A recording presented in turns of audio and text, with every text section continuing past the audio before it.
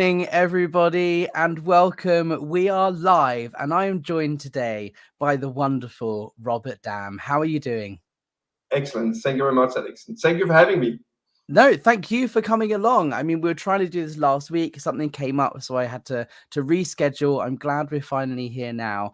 And I wanted to spend the next hour or so talking to you about your story in Scientology. You've written 2 books. You've been an activist for a very long time. You left Scientology in, was it 2002, I think, right? So you've been 2004. So you've been an activist and speaking out for longer than a lot of people who have joined this SPTV movement of people talking about stuff on YouTube. So I wanted to just, share like what you've been doing and your successes, and, let's talk about what's been happening recently. But let's start.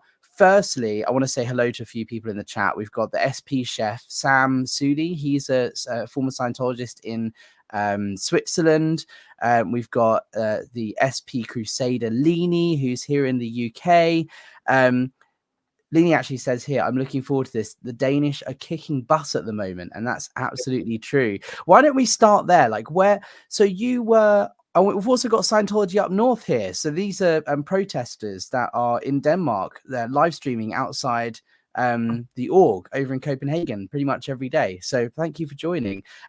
So yeah, let's talk about your journey. I mean, you left in 2004. You were raised in Scientology. You're a 2nd or 3rd generation Scientologist, right? First generation. First generation. You joined. Okay. I was not raised. I joined Scientology as 20 years old. Right. I was recruited, and from the street, actually. Yeah. Yeah.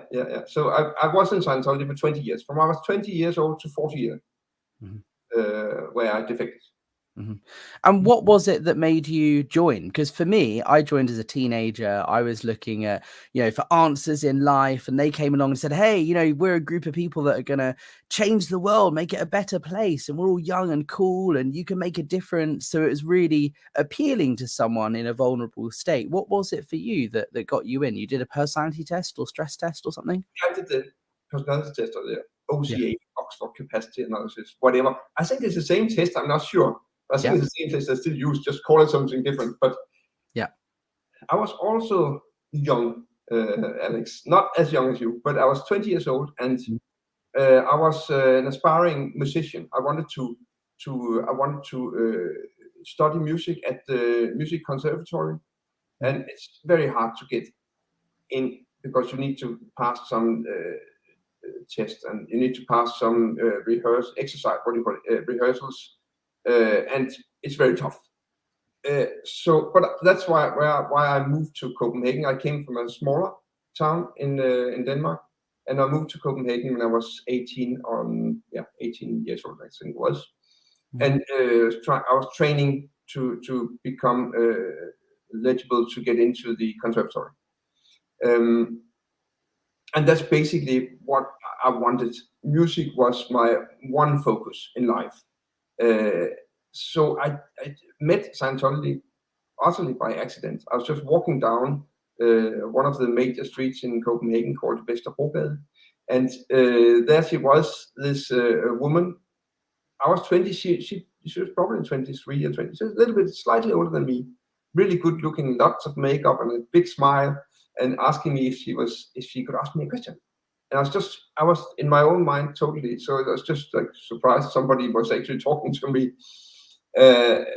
And she said, if I ever tried to make a personality test. I said, no, it's free. Come on. And she just pulled me in. I mean, okay, well, whatever. What have you got to lose, right? It's just some questions you got to answer. Why not? Yeah. It didn't say Scientology on the front. It said Dianetics Center. And the funny thing, it's just a little story. The funny thing is that I saw the name Dianetics and the erupting volcano. I saw it actually because the apartment, when I just moved to Copenhagen, I moved into an apartment from I was hiring from a woman who was going to India for half a year, something like that. And me and my brother, we rent her apartment for that half year. And she was the type of woman who would put postcards on the wall in the toilet. It was a tiny little toilet, and it was full of postcards she's gotten from people from all over the world. I said like wallpaper. It was all over the place. all kind of different postcards, but I was only one thing. Every time I went out peeing, there was one postcard I looked at, and that was said Dianetics in awful pink letters on a blue background with a volcano erupting, like a drawing, not really a nice drawing, but just, and said Dianetics. What the hell is Dianetics? What is Dianetics? What is it? It's just, there was no explanation. So when this woman came on the street and said, "Did you ever do a 3 personality test?" I looked up on the facade there, and I saw it said Dianetics, and I said, maybe now I get the answer what the hell this is. Wow. It was just an accident, it's like that. But anyway, I did the personality test, and it came up with the graph with the 10 points on, and of course I was miserable. Well, no surprise, I was miserable, and it just struck me as being. I was very convinced by, that they could tell so precisely who I was and where was my problems in life, from answering 200 questions. It was just, for me, it was just mind blowing. I didn't admit to any of it. The guy sat there and said, "Well, Robert, you are very introvert and you are depressed." I said, No, I'm not depressed. No, I'm not introvert. I just refused everything. But I just knew what he says was right, exaggerated, but still, it was precise enough for me to think, well, wow, these guys can do something. And then he said, "If you want to be a musician, did you ever consider that music is a communication?" Yeah. Well, music is a communication. That's what it is. So if you want to communicate, you need to be good at communicating. So it made good sense. So when I joined, he persuaded me to try Dianetic auditing, and it blew my mind. The first session, 2 hours, poof, I flew home. I didn't walk, I flew home. It was like amazing. And then after that, they said, "Robert, if you want to be a professional musician, it's very difficult. Denmark is a small country. There are not many spots for professional musicians making a living out of it. I mean, this is a couple of handfuls or something like that. You need to be the best of the best, and you need to be the best version of yourself. I mean, totally extroverted, good at making networking, and being totally focused on your training and all that stuff. And so you really need some kind of boost to be able to make it." So for me, that was what convinced me, that I could use this. This was a tool for me to give myself that boost that I basically knew I needed. You know what I mean? I was aware that I was not the best to make new friends and make network and being extroverted. It was all true, and I was aware that I needed that if I had to have any hope of ever becoming a professional musician. Yeah. And that's how Scientology recruitment works, right? At the very beginning levels, it's very much, this is a tool you can apply. You can try using this, and it will help you do what you want to do and achieve what you want to achieve in life. And at the very basic entry levels, it's kind of like, well, look, take it or leave it. If it doesn't work, it doesn't work. Fine, you can go about your business. They don't tell you on day one, hey, you're still going to be in this in 20 years' time, and you're going to sign a 1 billion year contract dedicating your life to this. Like, they don't tell you that, because obviously you would just walk out. So the very entry levels can be very appealing to someone who is, young and trying to make a living and figure out what you want to do in life. Yeah, it can, and it actually also did what it promised. I mean, I did that Dianetic auditing, and I I took the communication course. The small Division 6, the introductory communication course. Cheap, fast, and it just amazing. Lots of fun, and I felt like 10 times better when I left. So probably after 2 weeks, I should have left it. It would have been a help to me. I'm sure it would have been a help to me, because I did get much better at communicating, at looking at people's eyes. I mean, these tools are pretty basic, and they do work. It's just maybe after 2 weeks, if I had left it, I could have become a professional musician. You never know. But it did something for me. But then the hook is in you. So, yeah. And that's why it lasted 20 years. Yeah. So it's probably been a good thing.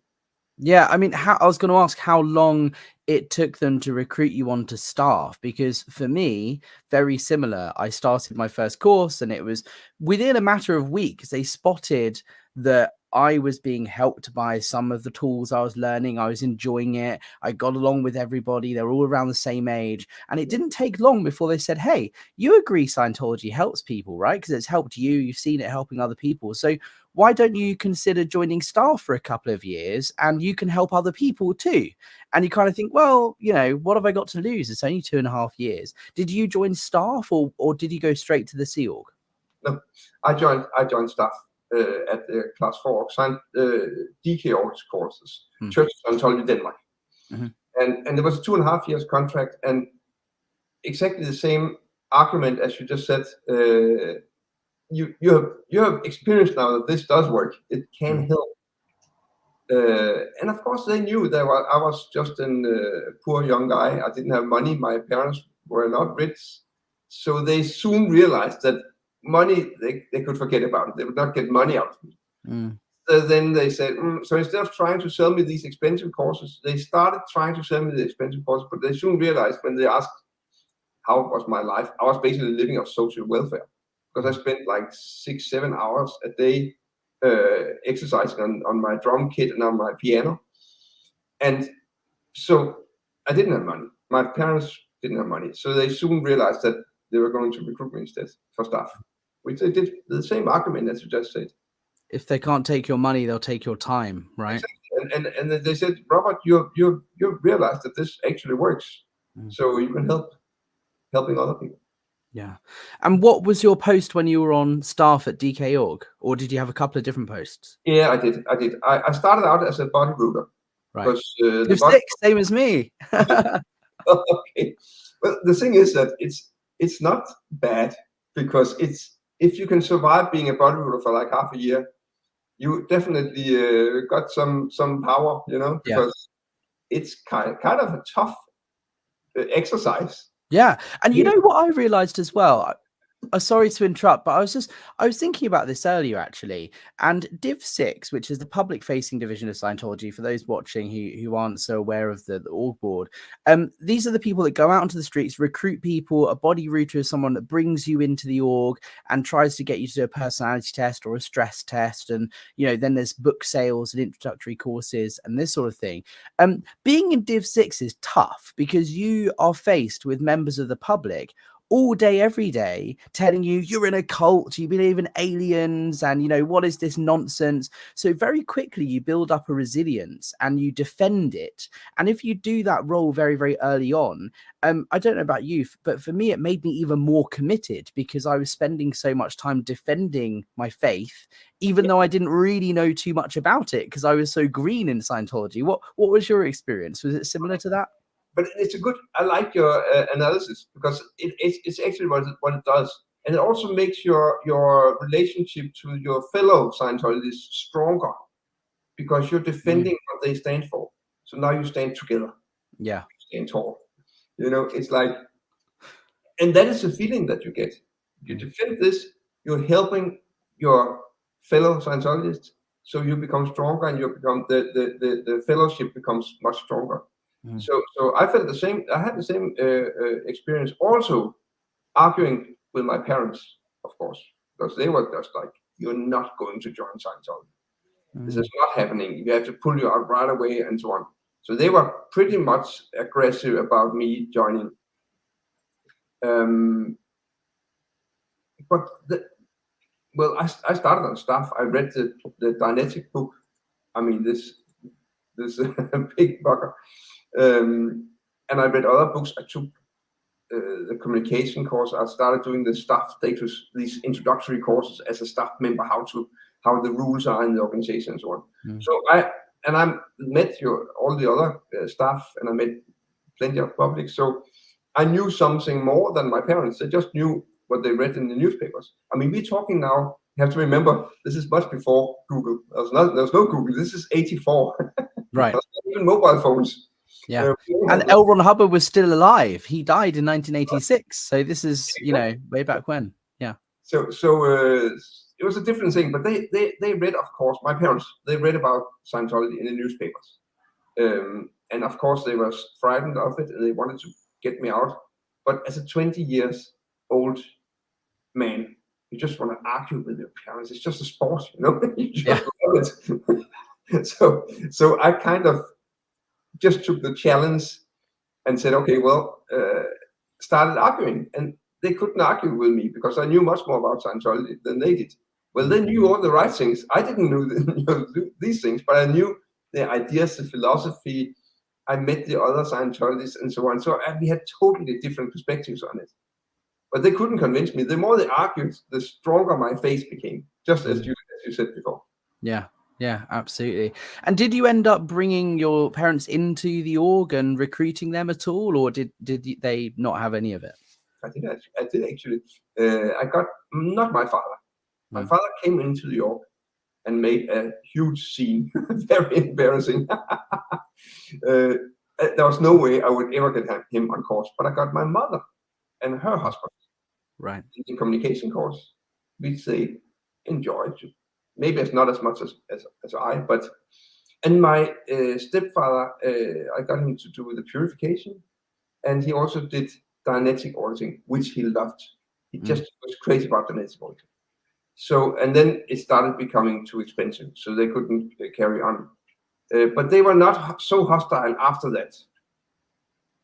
They just kind of accepted that that's what you were doing.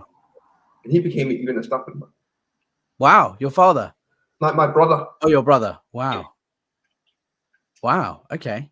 And how did it go from, how did you go from joining staff to then being in the Sea Org? Was it quite heavy recruitment or like very early on, or were you on staff for a little while before? But the thing is, I only signed the Sea Org contract. I didn't join the Sea Org. Yeah. I'm exactly the same. Yeah. As soon as I joined staff, they were like, cool, so you agree Scientology works. You're helping people. So why wouldn't you want to spend the rest of eternity bringing people in and helping them? And the Sea Org is the best way of doing that. So you sign your Sea Org contract and like, yeah, let's do it. But then actually joining the Sea Org is a whole nother kettle of fish, because you have to have a project prepare and you have to make sure your family are okay. So you were on staff and never arrived in the Sea Org, right? After a year, I think, maybe a little less, the Sea Org came along, and my senior was not chuffed about it. I mean, he was like, you cannot talk to them in your post hours, Robert. You have to do it after post. And she was like, So I felt that there was some kind of controversy or contradicting interest or something. But never mind, they just came back after 6 o'clock when the day was over. And I followed him through Copenhagen by foot down to on the other side of the city center. There was New Era Publications. That's a European publishing house that publishes all of Hubbard's course packs, books, lectures, whatever, to all other languages than the original American. So all other languages are published and produced from Copenhagen. They still are today. Yeah. So Bridge Publications is the US version, which is over in LA, and they deal with the US continent. And New Era Publications in Denmark deals with the UK, Europe, Asia, anywhere that's not the US, basically. All of the books are printed there and shipped out to across the world. Yeah. So I followed him down there, and there was a very nice building close to just on the other side of the center of Copenhagen, like really expensive old historic buildings. There was a huge house, and we went through that and over the backyard to a very dark house looking like a warehouse kind of thing. And that's where the personnel department was. Why they would ever think of placing it there in such a like sinister looking building with not a lot of light and so on, I don't know. I was a little bit like, what is this? What's going on here? And then they showed me the contract, and they just didn't want to let me go. And I was still not used to. So maybe it was not a year after I joined. Maybe it was rather half a year after I joined staff, because I was still not so used to the hard sell, the insisting style of Scientology, and particularly in the Sea Org.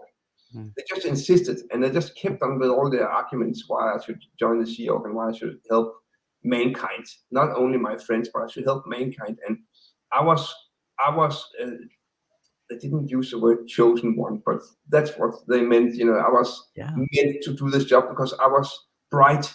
I picked up the whole idea. I was able to understand what Scientology was all about, and I was able to put it in perspective and so on. So I would be one of those who could really make a difference. After a couple of hours, I said, what the hell? And I signed the contract.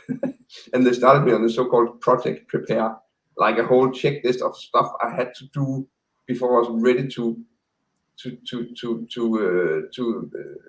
arrive. Actually join the Sea Org and start working there, like getting rid of my stuff, like preparing my life. You know, I didn't have a lot of stuff, but other people, like who had maybe a spouse or a house or a car or a full-time job or whatever, they had to get rid of all of that. So yeah, basically you have one suitcase with all your belongings, and that's all you have because there's not room for more. So that's basically what a project prepare is, you know. And you need to do all the steps you have to do to get to a point where you don't have any attachment in the outside world. You have only yourself and one suitcase of your stuff. That's all. Then you are prepared to actually join and start in the Sea Org. And I got pretty far. I actually got to a point where I had only one suitcase. I sold my drum kit. I sold my grand piano. I had a lovely, nice Danish brand, black grand piano. I sold that. I sold my drum kit, a really nice rosewood drum kit. I spent all my money on buying that. I sold it all for like ridiculous cheap. And then I had my suitcase, and I had a, what do you call it in English? You call it a sleeping bag. Would you call it a sleeping bag? Yeah. And then this little foam thing that you can roll out and put underneath. A foam roller, yeah. Little mat, sleeping mat. And a sleeping bag, and I had a suitcase. That's how far I got in my project. So I was really, really close to joining. And what stopped you? How come you ended up not arriving in the Sea Org? Ethics. Of course, I should have guessed. Ethics helped me because I came in ethics trouble. I was during the 2.5 years I worked in the Church of Scientology Denmark. I was in ethics numerous times because then my stats were down, and it was always my mistake that the stats were down. No matter what was the condition, it was always my mistake. So, and I disagreed to that. So I had to go in ethics again and again, and I wrote so many of my OWs, my sins. I confessed to all kinds of. I mean, I was not even aware I was able to commit that many sins. You know, confess to everything, all my sins in different ways of expressing them or whatever.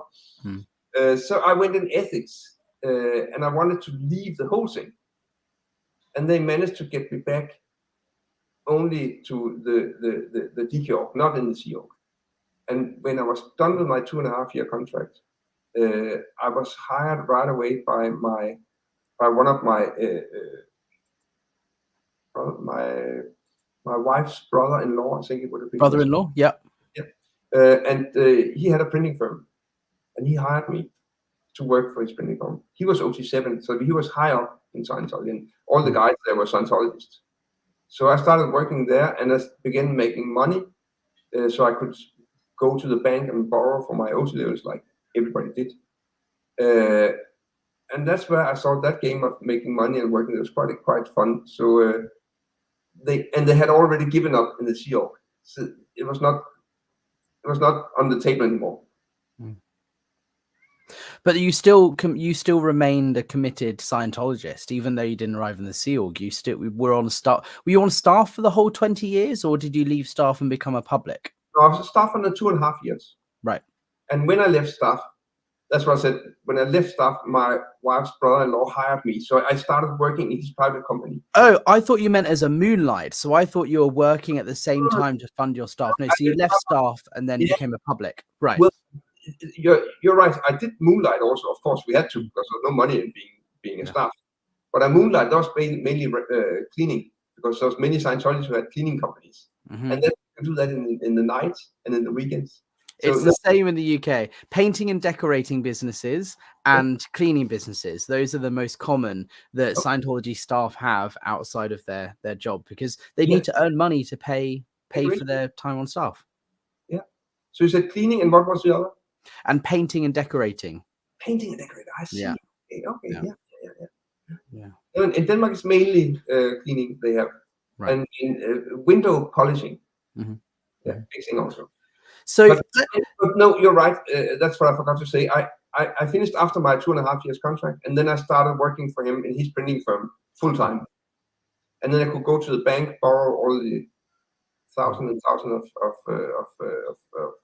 of pounds, something like 15 or 16 or 18,000 pounds. I paid for my OT1, 2, and 3, and then I started doing those slips actually shortly after.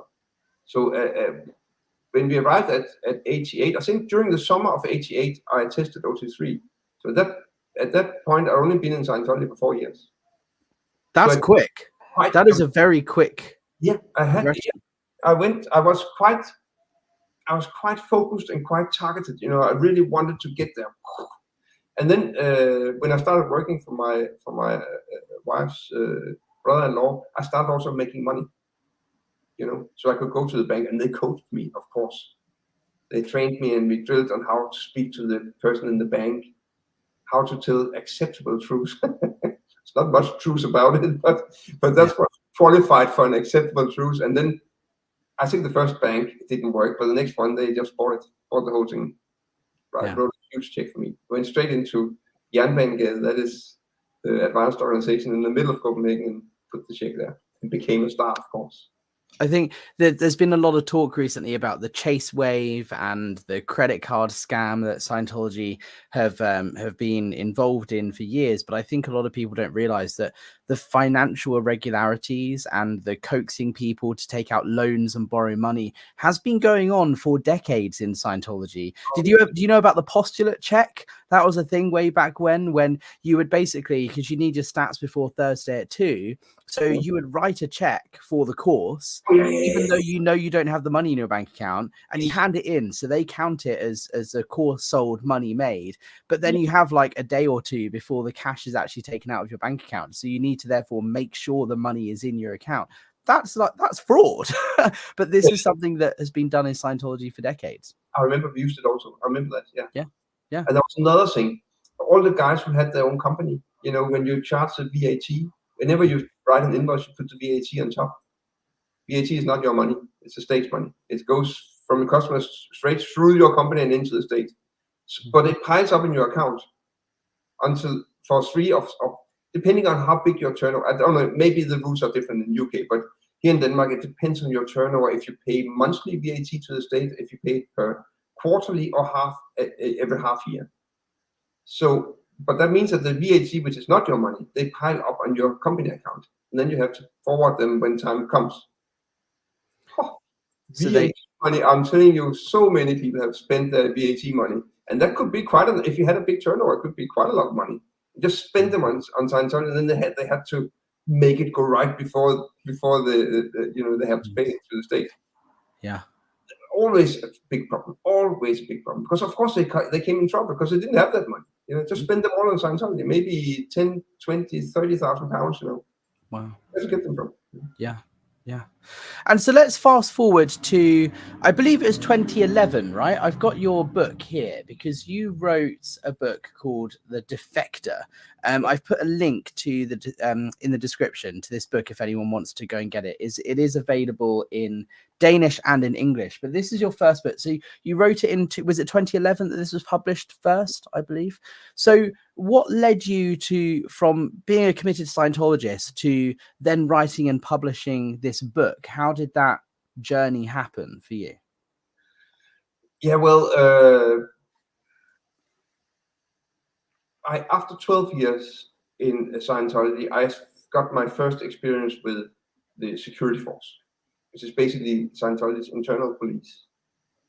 Because I was producing, we were in the printing firm, and we of course started producing the magazines, membership magazines for the European headquarters, which is here in the middle of Copenhagen. And there was a lot of magazines, because as you know, Scientology sends out magazines to everybody. I mean, also people who really don't want it. If you have been not careful and you actually got to give them your name and address, if you bought a book or made a personality test or whatever, you can be pretty sure to get the membership magazines until you really make a lot of noise, because they just won't delete you from the list. That's why Scientology started back in 53 or 55, so there's a lot of many years. And here in Denmark, it started in 70. So there's many years of compiling names of people who had been just briefly in touch with it, So those lists were pretty big. I think we printed on 180,000 magazines every time. So for a little print firm like ours, we were maybe 10, 11 people. For us, it was like a huge customer. Yeah. We also started printing for New Era publications, because they couldn't print all their stuff themselves. They had only small printing presses. They couldn't do the big, like full color books and stuff. We could do that. So we started printing many of Hubbard's books and covers for the course packs and marketing material and all that stuff. So we printed a whole lot of stuff for New Era publications, and we printed all the membership magazines for the advanced org in the center of Copenhagen, where all the European members came to get their advanced levels. You could only get them here in Copenhagen. There's nowhere else in Europe. Yes, UK, you could get them, and in Copenhagen. They came to Copenhagen by hundreds and hundreds of them all the time to do these advanced courses. And they still do. So that there are only a few places on planet Earth where you can do the advanced confidential levels. So there's St. Hill in the UK, there's Denmark, there's obviously Johannesburg, and then that's kind of it in this part of the world. There's an advanced org over in Australia, obviously, but like for most Scientologists who live in and around Europe, Copenhagen is the closest place where you can go and do the upper levels. So people to this day travel from across Europe to go there to receive the secret information about Xenu and so on. True. No, that's right. And we were printing their magazines, and they had different titles. They had two different titles. They printed, one was called Advanced, the other one was called The Auditor. And we printed all of it, and it became good business for us. And of course, they were happy using us because we were already part of the fellowship, right? So they would rather work with us as printers than any other printer from out of town. We had to be competitive though. I mean, there was no chance we would ever get a print run if we couldn't match the cheapest price they got from other printing. And they asked, not every time, but regularly, they asked other printers. They also helped us a little bit, like hinting to what the price should be. So I could say, okay, I could adjust the price a little bit, then I got the order. So it became like a working relationship like that. And they were also happy using us because they knew we would come and pay money for our next OT levels. All of our staff would come in for training or whatever. So it was a better business for them. But at some point, things started to go wrong because at that time, I didn't know why it was. I know now exactly why it was, because it was in 95 and winter of 96, the security force picked me up at my home. They came there, two of them, with full uniforms, and said, Robert, you have to follow us now to the org. It's the organization. And that was in the winter of 96. And what happened in 94 and 95 was that the internet came about. And the internet was like the end of Scientology, more or less. Yeah. And they knew that. I mean, David Miscavige, the top leader, he realized pretty quickly that the internet was like a huge enemy for him, because now he could not keep his old excommunicated members, he couldn't keep them quiet anymore. There was no way he could stop them from writing their stories on the internet. There's no way he could stop people from finding these stories and joining together, So what really happened and why it was the org was not doing well in the winter of 96 was because that the internet had been about for a year or two or something like that. And the internet made the statistics of the org more or less crash, because it was so difficult to get new people in, and it's so difficult to hold on to your existing members because they could read all this stuff on the internet and find out that much of it was actually true. But at that time, I was not aware of that, so I didn't know what was going on. I just knew that Scientology, the organization, was doing really bad. It was a crisis on the finances, and they thought, of course, I've been cheating with the printing of the magazines. Like I would have printed maybe 1,000 magazines instead of 180,000, and Wow. kept the money, and made false receipts. Had my suppliers do false receipts, and like a huge big scam. I mean, we're talking millions here. If that They was, accused you of this. yeah. Wow. They were sure that I was the cause of the downward statistics. They were sure that was me, because they had to find a scapegoat. They have to always find a who. That's just Scientology. That's a policy. That's what Hubbard says. That is somebody is actively sabotaging this. Otherwise, it doesn't. We don't fail. We only fail if somebody actively sabotages. And if you don't find who it is and nail him, we won't make it. So, since they couldn't fight the internet, they could fight me for sure. And so they accused me of having doing fraud like that, right, for a long time. And they wanted me to admit, because of course they couldn't be wrong. So when they said and they decided it was me, then that was the truth. So they just kept on going on me until I admitted, but I couldn't admit, because if I admitted, at that time, I've been in Scientology for 12 years. My wife was a Scientologist. We had a daughter, my brother-in-law, my income, all my friends, and I still believed Scientology would set me free or do me good, and it would help mankind. So I was in all concerns, I was totally in to Scientology. There was not a life outside. I mean, outside, I spent too much time. I didn't get a proper education. I didn't build up a proper network. So what would a guy like me do outside Scientology? How would I get a job? I had to start from the bottom. Yeah. And work my way up, and I would have to probably accept losing my wife and our daughter, all my friends, everything. I mean, I would lose my life basically. That was what I was facing at that time. So after they kept me for 2 weeks under interrogation in Copenhagen, they gave up, because if I admitted, that was what I was going to say, if I admitted being guilty, they would anyway declare me an SP, like an enemy of the organization, and kick me out, and they could send me to the police. I would go in jail, So I would anyway lose everything if I admitted to being the criminal that they accused me of. So I couldn't admit, I would lose everything.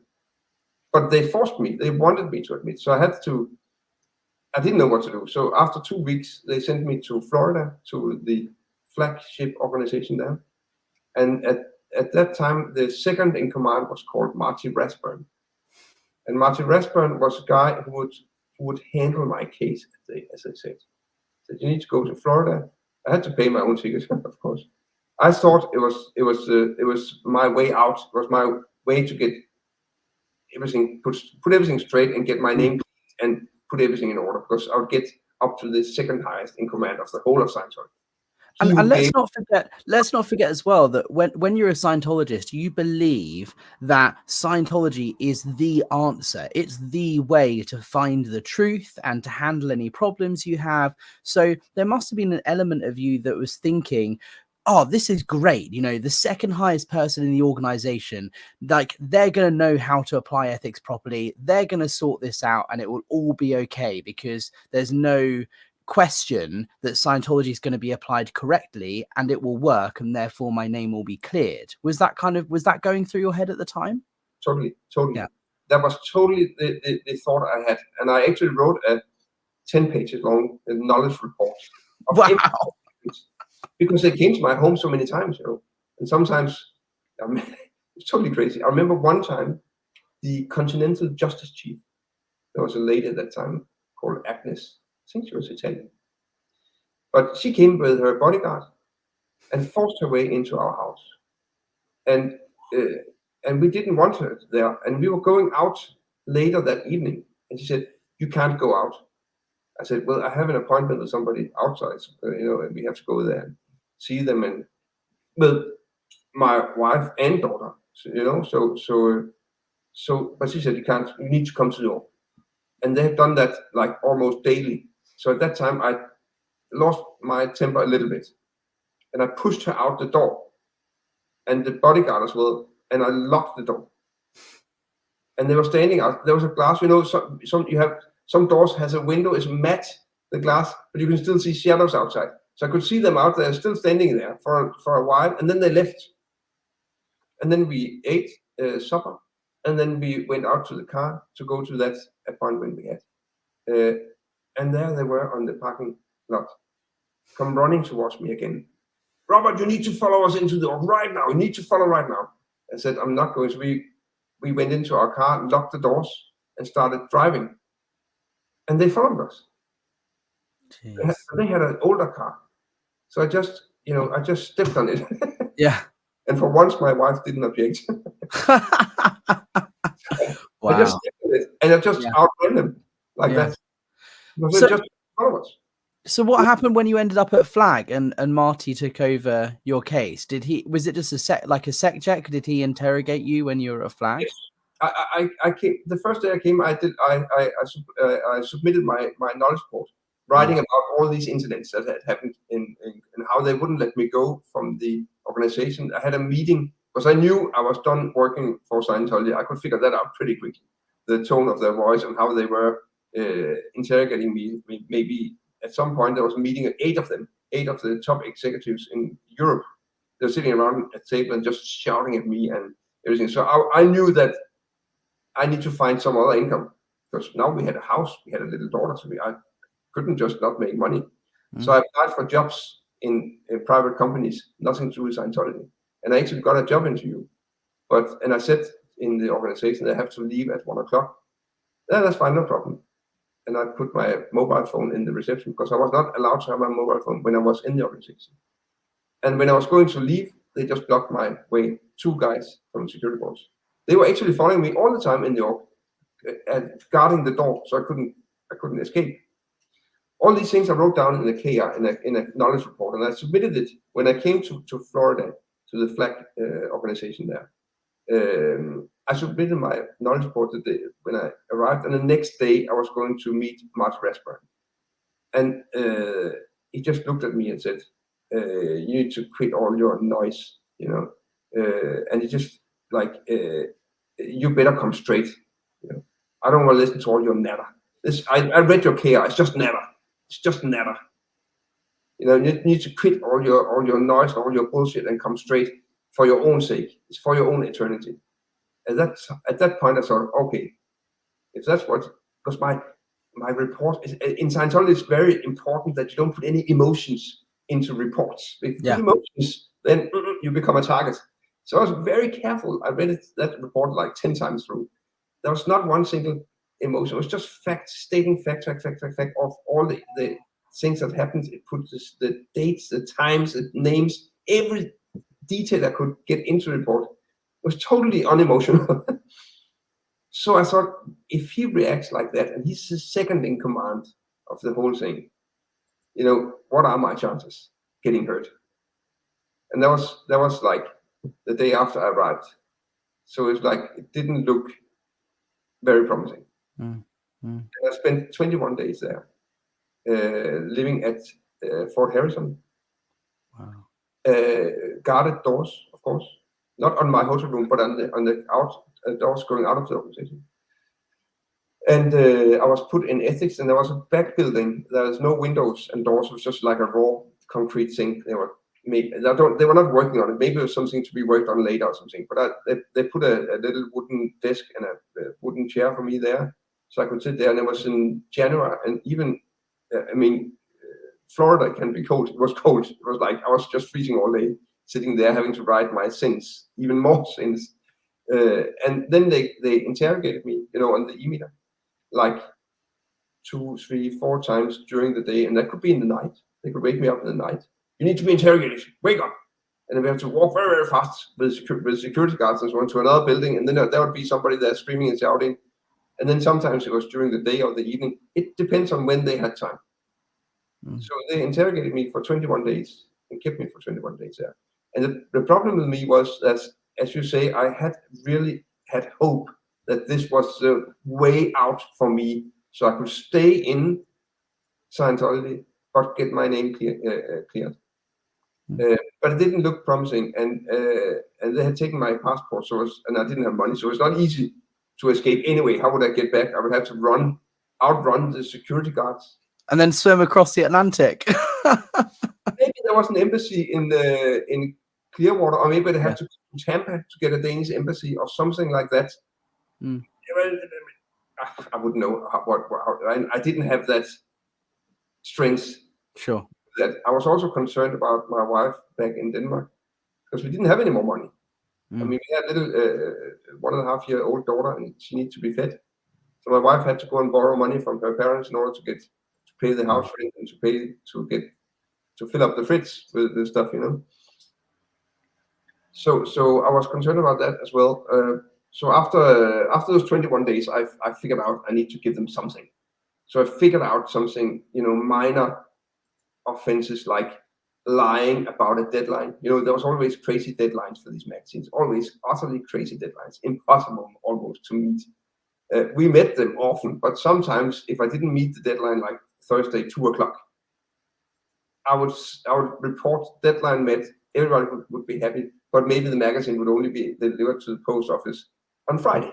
It would still make the same plane, you know, for the distribution. So it didn't make a difference. So I always checked with the post office guys, if we did deliver on this and this date, what plane do we get on? And I said, you get on this plane. Okay, so I said, if I deliver the day after, will we still get on it? Yeah, this is your deadline. That was what the deadline I worked with. It was a logical deadline, the deadline that actually meant something, you know.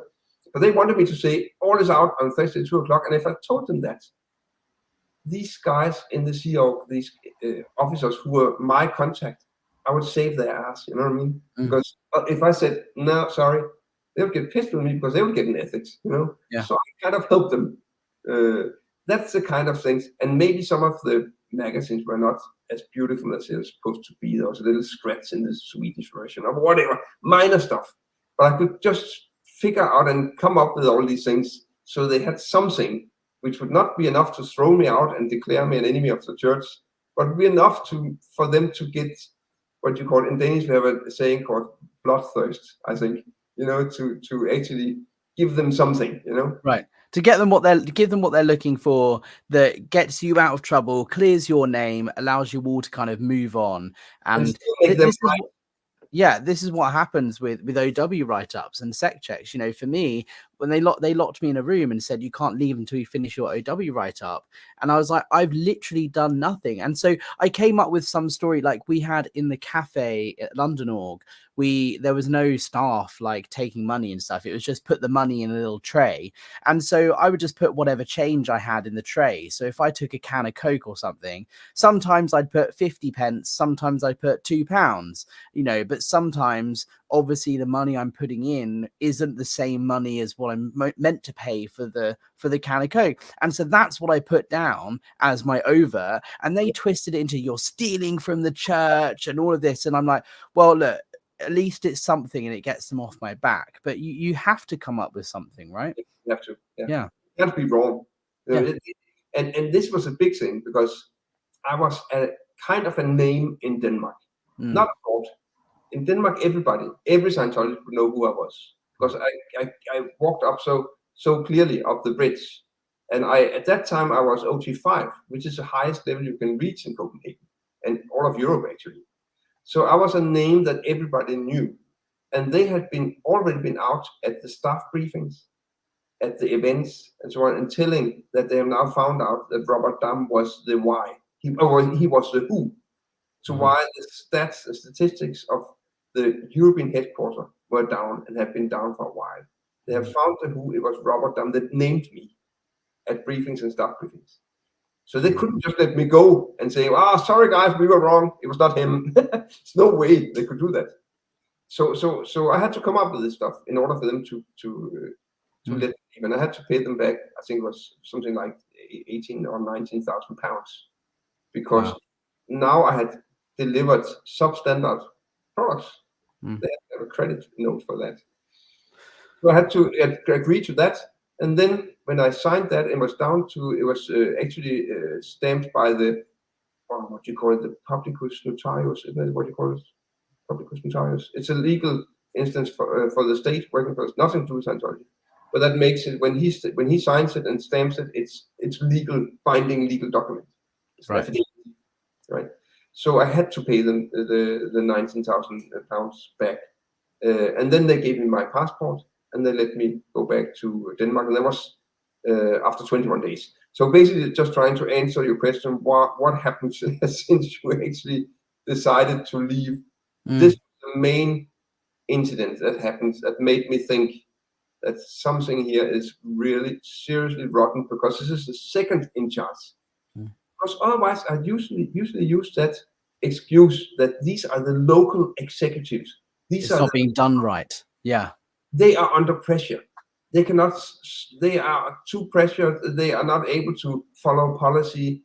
When we get to the top of the top, they should be able to follow policy, do things properly. But this was absolutely not the case. It was just even worse than it was in Europe when I was interrogated here. So that just made me think that something really utterly rotten all the way to the top. So that excuse I always used when I saw somebody doing something wrong, it just didn't work anymore. You know what I mean? So from there, I started thinking, this is really not good. That was in 97. I still believed in Hubbard's idea. I still believed that at some point I would probably be clear or OT and the philosophy, like spirit, mind, body, all these basic things. I still believed in that, but I had so much trouble with the organization and the management of the organization. So that was my way out. It was like finding out, first of all, that something is rotten in management. Then when I realized that, I thought everything was fine when Hubbard was running it. Then finding out that things were probably even worse when Hubbard was running it himself. It was like a complete madhouse. And then just looking into things from there, but it took quite a number of years, because I only defected in 2004. Yeah. And so when you left, you went about your business, you wrote this book, which I'm going to bring up again here, which is Defector.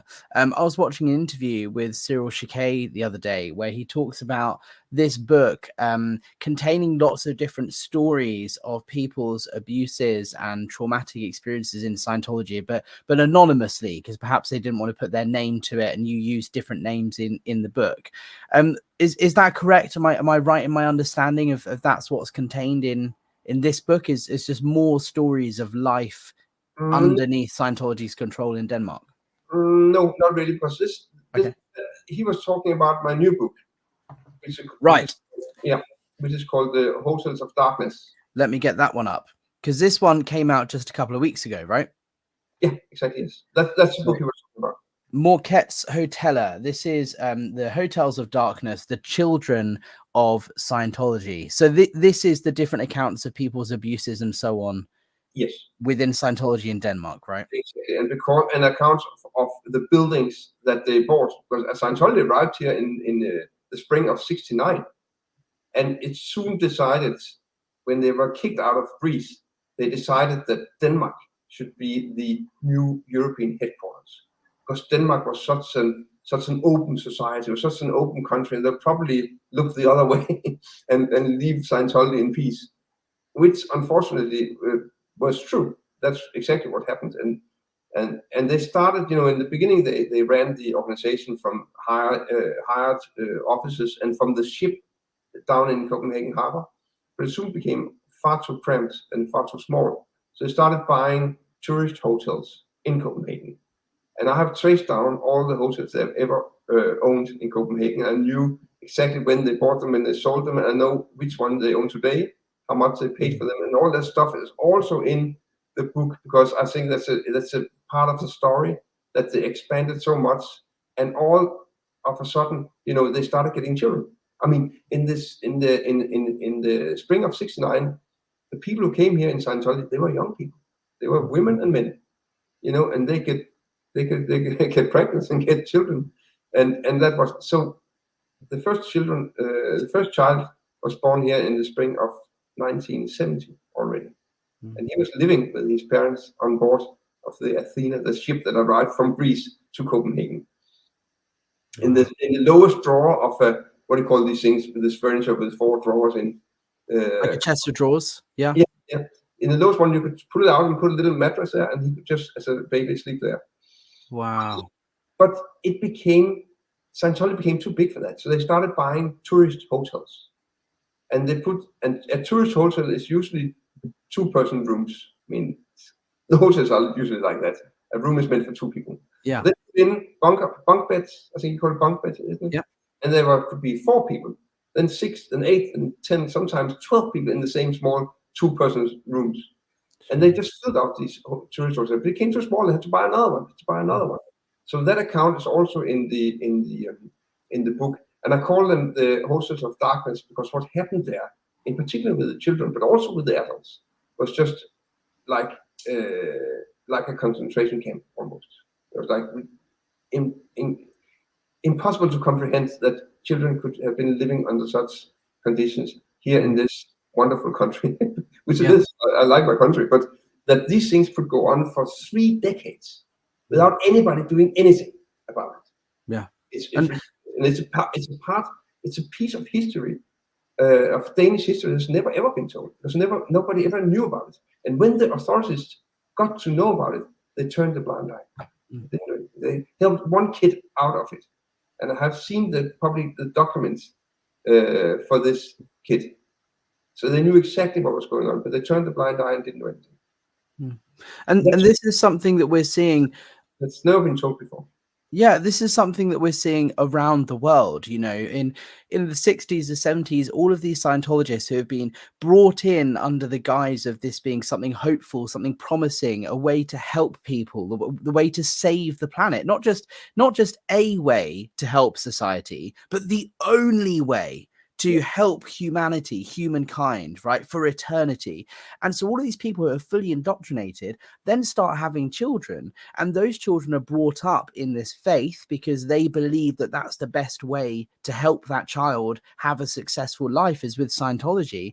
And those kids grow up knowing nothing different. They don't have a choice. They don't have a say in it. They've been brought up in Scientology, and they end up becoming the staff members. When I was on staff at London Org, pretty much everybody else was a 2nd or 3rd generation Scientologist. Their parents or grandparents originally joined when L. Ron Hubbard was alive. And it's just so heartbreaking, because these kids that are now adults didn't have a choice. They don't have a say, and they are just subject to horrible abuse and treatment. And it's not just in the UK or America, it's everywhere. It's in Denmark. Every city in which Scientology operates, there are abuses going on at every single level of the organization. And I'm so glad that you've shone the spotlight on this with your book. Yeah. Thank you very much. And you're totally right there. And it's, as you say, they are being indoctrinated, and they know nothing else. These children were not even fed properly. They were too thin. They were pale. I spoke to many people in my research. I spoke to the parents of these children. I spoke to many of these children. I spoke to the teachers in the schools, trying to teach them. And I spoke also to some of their classmates. I spoke to one woman who was not a Scientologist, but she went to a school where at some point they had to put the kids out to the public schools because they didn't want to pay. They didn't want to hold the expenses of the kids' education or school. So to cut down that, the first place to cut down costs was the children, of course, because the children was just dead weight. It was like a problem, not a resource.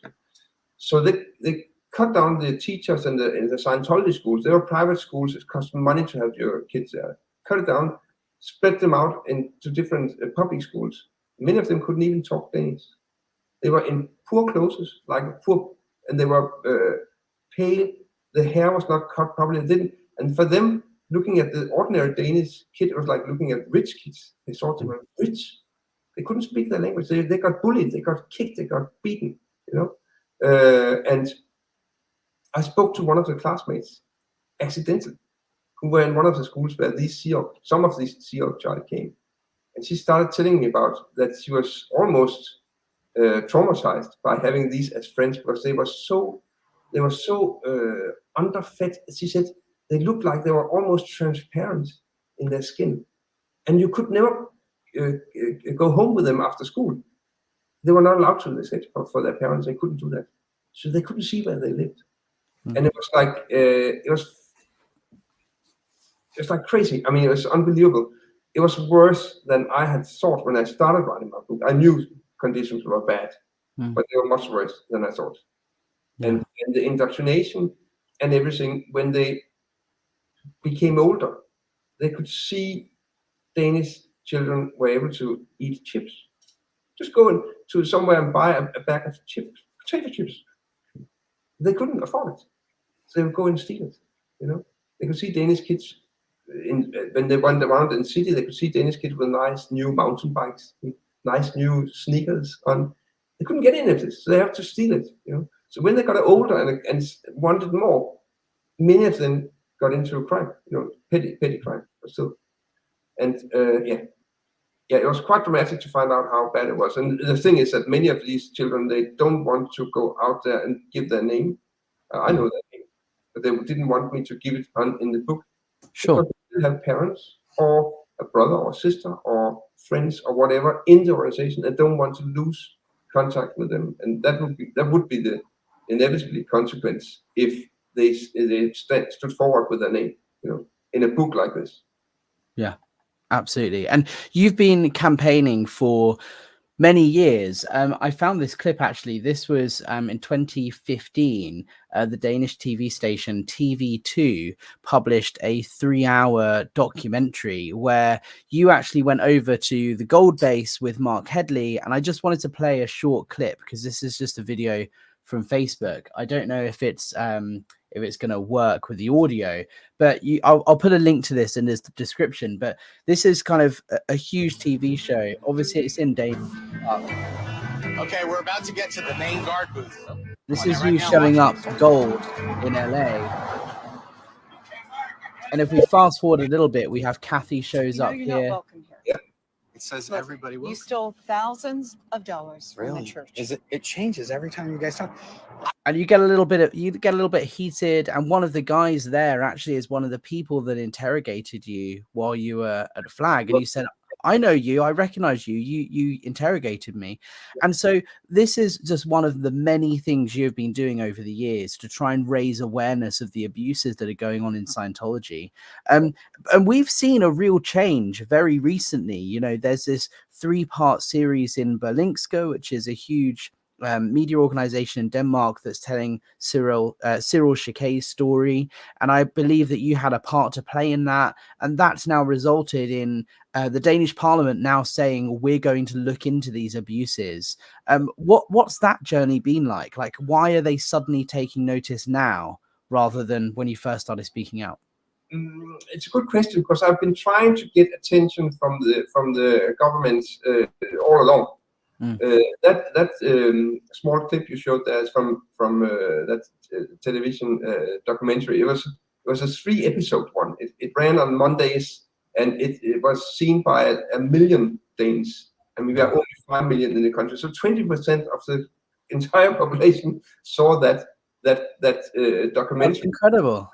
It was an incredible success. Nobody spoke about it because what happened at the same time was that we got all these immigrants passing over by foot the German-Danish borders. They just crossed them over without passport, without anything, at foot. And so all the reporters, all the media ran down there, and that was all that was discussed. So it's not like a big thing, like a deep debate in the press, but it was a huge success on the viewers' side.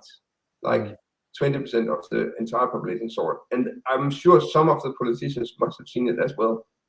But we didn't manage, because this other incident happened at the same time. So we didn't manage to get it all the way to the government. This time, it was funny because that reporter from Berlingske, one of the major newspapers in Denmark, she actually interviewed me when I published the Defector back in 2011, and she loved the book. And she came and she was working for a different, much smaller newspaper at that time. But she came to my home at that time and interviewed me. And she called me this spring before my new book had been released. I was still writing on it. And she called me and said, Robert, do you know what's happening with Scientology these days? Because I don't think we don't see them as much in town as we used to. You know what? You're still following Scientology. I know it's a while ago. I said, yes, I am. And I also know why I don't see as many Sea Org members in town. It's because one of the hotels has been renovated and is now only used for people, for ordinary Scientologists coming to do their courses and their auditing at the European headquarters. They wear ordinary clothes and look like ordinary people. So you wouldn't be able to see that these are Scientologists. That's why they don't look, because the Sea Org members don't live there anymore. They lived there earlier with publics. Now it's only for publics. So that's why I don't see them. And I say, it's funny you call me, because I'm actually writing a book about it, about these buildings, about what happened there. She said, what? I need to have that book. I said, okay, that's fine. You can have the book. And then she came to my house with a photographer and she made an interview and all this stuff. And I gave her some of my research on the building side. She also made an article about all the buildings. That's research that she got from me. And I said, I can also give you a source, one of the sources of my book, which is Cyril. I asked him first if he would be willing to speak to the press, and said, yes, Robert, I'll be willing to. So after that, I said, I can give you my research on all the buildings that they and have owned, and I can give you one of my sources who was a child there. What do you think? He said, well, thank you. And he said, okay, what I will do in return, I'll make a whole series of articles about the children, about the buildings, about all kinds of stuff, and I will release it when your book is released. That's what I can do to help you back, And that's how this whole thing came about. Wow. And that just goes to show the importance of building relationships with journalists and with politicians. I'm not sure how much you're aware of this SPTV phenomena where all these people are on YouTube streaming. It's really, really fantastic activism. And the more people that we engage, the better. And there is real value and merit to live streaming outside all of these orgs. But we also need to, in addition to that, make sure we're contacting journalists and politicians and making them aware. And what you've just demonstrated is that this long-term relationship that you've built with this journalist has led to this 3-part series in Berlingske, which then ended up putting pressure on the Danish Parliament, and they're now going to debate Scientology. Do you have any updates on that element? Do we have a date for when that's going to happen, or? No, we're not yet, but the Minister of Justice has promised that he will act on it. And that's the latest we know. So it is not just, it's not only words. I mean, politicians, they do have a lot of words. So you never know what happens. You never know what comes out of it. But at least it's on the table now. And I never achieved that before. So for me, it's like a huge relief. It's a big thing for me, Yeah, and I'm sure it's aided as well by the public pressure. The more people that are standing there on the streets, live streaming and protesting and all of this, it's a very visible thing for people in power to see. There are members of the public who are concerned about this issue, and that puts pressure on them, just seeing them there, to know that they need to do something about it. So it's kind of a group effort. Everyone's been involved in this, right? Attack from all kinds of different angles, and that's how we can get things to happen. That's for sure. Yeah. Wow. Well, Robert, this has just been absolutely fantastic. I know we've only just scratched the surface, but we're over an hour, and I want to make sure that we get to some of the questions that I've been starring that people have put in the chat as we go along. If you're open to that, have you got a little bit more time to go through some of these questions? Yeah, sure. That's yeah.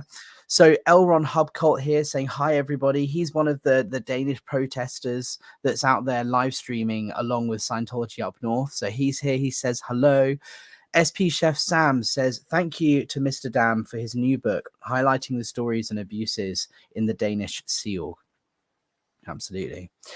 Thank you to Windy, who had a little room raid and joined us here. Hello to all of you guys that joined. Thank you. Cece is asking here, did you know Michael Przybylski and his story? No, that name doesn't ring a bell. No, sorry. Okay. Well, Cece, if you want to email me, hello@apostatealex.com, and with a little bit more information, I can reach out and see if there's anyone in my network that does know, and maybe we can get some information your way, see what we can find out. Holger Ritter here. Excellent question. I wonder if Robert knows about the living legend Robin Scott and the Copenhagen heist, the greatest heist in the history of Scientology. Do you know about this? Were you there at the time? Robin Scott, I never met him. If I'm not mistaken, this was one of the guys who went into the AO and stole the OT5 package. Yes. I know yes. that happened, I think, before I joined Scientology. Okay. Maybe just around there. So I never met him, no. Right. It's such a fantastic story. He dressed up along with a couple of his colleagues in Sea Org uniform and just walked in and said, "Hi, we're here on a Sea Org mission and we need to review the OT documents for Outtech." And they literally just put it in their briefcase and walked out. Fantastic. They got caught and sentenced to some kind of, I don't know what, but yes. they got sentenced.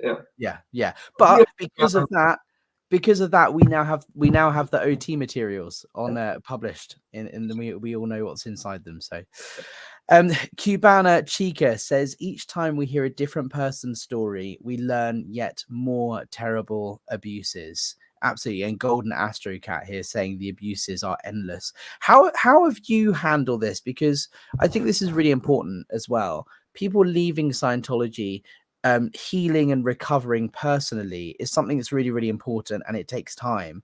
For me, every time I speak to another ex-Scientologist, no matter how long they were in, what their post was, what country they were in, it's just another story of traumatic abuse. And I haven't spoken to a single Scientologist or ex-Scientologist who came away unscathed.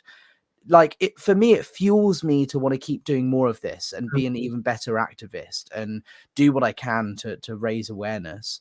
What's it been like for you hearing all of these stories? It's the same thing. It's like some actually have really hard time recovering at all after the Scientology experience, and it doesn't have to be an enormously dramatic experience. Just the thing that you're always under surveillance, just the thing that you have to confess your sins all the time, just the thing that you feel that your thoughts are being monitored. It can grow some kind of paranoia or schizophrenia or whatever. So that can be very hard to get over. So the thing is, it doesn't have to be extremely dramatic. I mean, it was very dramatic for many people, but for us, it was like something that said, well, it's not a big deal, but it is a big deal, because it's so personal. So I hope, in writing this book, I hope that some of the children that grew up in Copenhagen, like under these conditions in the Sea Org, that they can at least feel some kind of justice happening. I mean, the thing I felt when I wrote The Defector, I felt justice. Even though, what was it? It was just a feeling of justice because I was able to tell my story publicly and get my story heard. So that is what I hope I can contribute by writing a book, that I can give these children justice by telling their story. And I got already messages from some of the children that I didn't even know in my research, like names I had never heard about them, writing to me that there was one guy who wrote that he got my book like in lunchtime and he was finished reading it. It's 392 pages. He was finished reading it just a little over midnight. Wow. Just all day. And he said, I'm totally confused now, but I'm happy and relieved. And I feel I've had a friend I could talk to, and that our story is now being told. And now I go to bed where my two kids are sleeping in their bedroom, and I'm happy knowing that they can choose their own life. Messages like that. And that is the best I could dream of coming out of this. Yeah, that's fantastic. For the government thing, but the thing is also that to get these children some justice by telling their story. Absolutely. And how can we, as people who maybe aren't in Denmark, or even people who are in Denmark that have never been in Scientology, you know, like Scientology up north, who's there live streaming and protesting? I know L. Ron Hubcult, he was in Scientology, but you know, people, how do we as a community best support your efforts in Denmark? Like, how can we help with this debate that's going to go on? Can we give evidence? Can we provide information, raise awareness? Like, how can we help the whole efforts? I think the thing is very much, I mean, having people who want to come forward, because, you know, you have done it, I have done it. Fortunately, there's a lot of us who have come forward, but these people telling publicly what they've experienced, their own personal experiences, this is very strong. And the more of us, the stronger we are. That's how I see it. And also having Cyril tell his story, because I was not a child in the Sea Org. So having him, he came on television with me as well. One of these talk shows that are shown every night, you know, for like 6 o'clock. All of family Denmark watching television. They're quite popular, these evening talk shows. And we went on, me and Cyril went on one of these talk shows, and having him as a child of Scientology tell his own story, it's very strong, you know. And he could also tell that he didn't have any more contact with his mother. He just got his second little child. She will probably never see her grandmother, you know. And these things have a huge effect. So the more of us that come forward telling our stories, the stronger we are. That's for sure. I couldn't agree more, Robert. Thank you so much for all of your work over there. And we are all here united, and anything that we can do together as a community to support your efforts, you know, just shout, you know, we're here to work together, you know, to collaborate and do what we can. I want to share this screen one more time before we wrap up here. Anyone who speaks Danish or reads Danish, and there's a link in the description. This is Robert's new book, Mørkets Hoteller, which is The Hotels of Darkness, the Children of Scientology. Are you going to be translating the book into English? Are we going to get an English version, or only in Danish for now? I really hope so. It's up to the publishers. You know, they make a deal with an English publisher, or the last one was translated into Swedish, Norwegian, and English. And I hope we get the same, hopefully more German. You know, but it's not me. I'm just the author. It's a publishing house who make deals with other publishing houses from other countries. But if it does well, the book, then I'm pretty sure it will. Fantastic. All right. Well, we'll stay tuned for that. And if there is an English version come out anytime soon, we will, I'll have you back on and we can talk about it and promote it a little bit. See what we can do. Robert, thank you so much. Everybody, thank you so much for joining. I would love to have you back for a part 2. I feel like we only just scratched the surface. There's so much more to your story. So maybe next week or in a couple of weeks, we could do a part 2 if you'd be up for that. Yeah, sure. that'd be awesome. Thank you so much, Robert, and thank you everybody for joining. Robert, stay where you are a second. I'm going to play the outro video and we'll have a little debrief afterwards. But everybody, thank you so much for joining, and we'll catch you on the next one.